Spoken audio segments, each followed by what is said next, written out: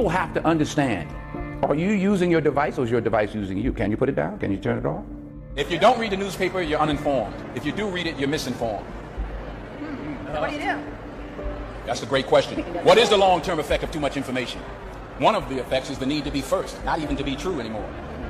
So what a responsibility you all have to tell the truth, not just to be first, but to tell the truth. We live in a society now where it's just first. Who cares? Get it out there. We don't care who it hurts. We don't care who we destroy. We don't care if it's true. Just say it, sell it. My biggest concern is the unfettered access to social media and cell phones, quite frankly, because there's a biology to these things that are as addictive as alcohol, nicotine, and gambling. Right now, a family is out to dinner at a restaurant, not enjoying each other's company, but each staring into the screen of their choice, completely ignoring the family members.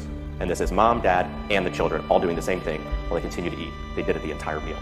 Right now, an infant is getting their first iPhone and learning to tap and swipe all while drooling on it. 92% of 2-year-olds play video games because that is what parents are putting in front of their precious children to keep them entertained and quiet. This is your life now. No natural behavior. Everybody's wearing clothes they don't want to wear. Everybody's showing up and doing something they don't want to do. They have no connection to. That's the problem with our society. And then what's the reward for all this stuff? Go home, get a big TV. Go home, you're going to get a shiny belt buckle. You're going to get a nice purse. You're going to wear shoes that you couldn't afford last week. You're going to get that dream car. And every week we're chasing down this new object. And every week we're trying to fill this hole in this sad shadow of a life that we've been left with after work. That you work 8 to whatever the hours a day plus commuting. And then you're like this. And that's your life. That's your real life. All that other stuff is not your life anymore. All that other stuff is work. And most of us have committed to that. I know you've been there before, and I've been there before. And we understand that it's a trap because we got out of it. But for the people that are in it, a lot of times they don't even understand it's a trap. They just think it's a good job. They think they got dental. I'm doing really good. I got my own parking spots, got my name on it. And you're just a piece of a heartless, shitty machine that makes money. All these kids that are graduating college with these $80,000 degrees that can't even work at Starbucks. All the people who put their money in the stock market and bought all this real estate, 2008, it all went away.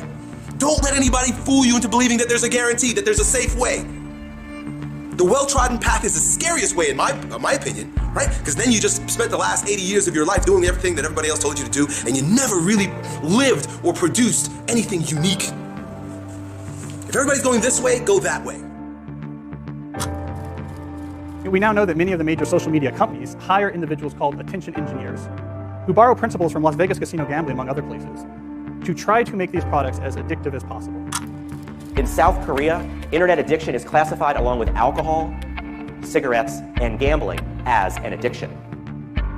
You know, it's about balance. It's not that they're inherently bad, and it's not that texting or social media is inherently bad, but it's when it gets out of balance. If somebody carries their phone wherever they go, like they physically feel anxiety if they put it down, when they're with their friends and have to have it up the entire time looking at the phone while they're with their friends, you know, when they wake up in the morning and check their phone before they say good morning to the person sleeping next to them, these are problems. This is out of balance. I'm not knocking the phone. What I'm saying is we have to understand, we have to at least ask ourselves, around the world, you here in England, wherever you are, what is it doing to us?